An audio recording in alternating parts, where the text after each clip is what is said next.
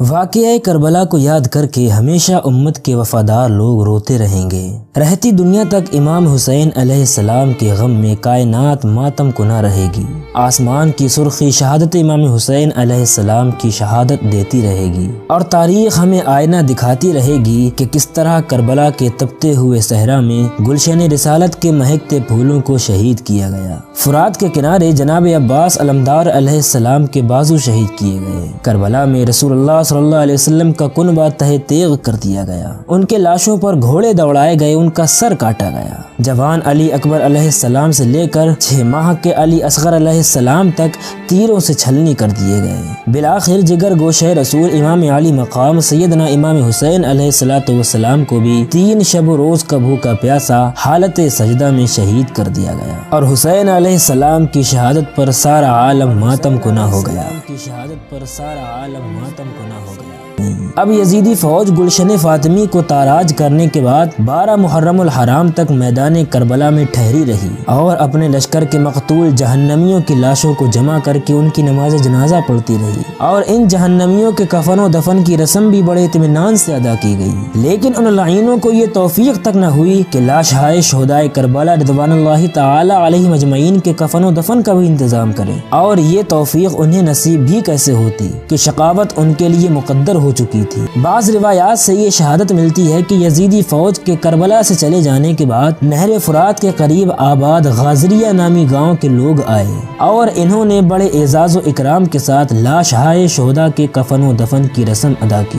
سامعین اکرام، مزید ایک روایت میں ملتا ہے کہ جب سادات اکرام کا لٹا ہوا قافلہ دمشق سے مدینے کی طرف روانہ ہوا تو 20 صفر المظفر کو میدان کربلا پہنچا تو دیکھا کہ لاشہائے شہداء بے گور و کفن پڑی ہیں، اور زخموں سے اسی طرح تازہ خون رواں ہے۔ اگرچہ گرمی کی شدت تھی مگر ذرا بھی ان میں فرق نہ آیا تھا۔ امام زین العابدین علیہ السلام نے یہاں آ کر قیام فرمایا، اور شہداء اکرام کے سروں کو ان کے اجسام مقدسہ کے ساتھ ملا کر دفن کیا۔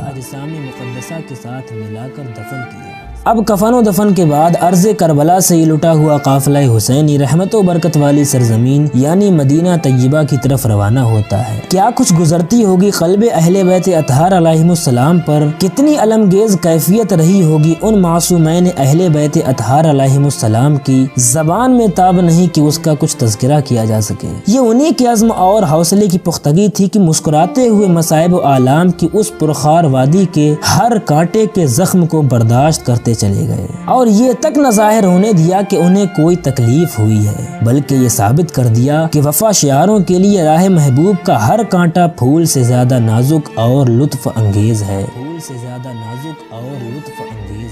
جس وقت اہل بیت کا قافلہ جوار مدینۃ الرسول میں پہنچا ہے تو اہل مدینہ جماعت در جماعت حاضر ہوتے گئے۔ حضرت ام کلثوم سلام اللہ علیہا کی تو یہ کیفیت تھی کہ زار و قطار روتی تھیں اور کہتی تھیں، اے نانا جان، ہم آپ کے دربار میں حسرت بھرے دلوں سے لوٹ آئے ہیں۔ جب ہم گئے تھے تو باپ کا سایہ سر پر تھا، ماں کی گودیں اولادوں سے بھری تھیں، لیکن آج ہم اس عالم میں لوٹے ہیں کہ سر پہ باپ کا سایہ نہیں ہے، ماں کی گودیں سونی اور ویران ہیں۔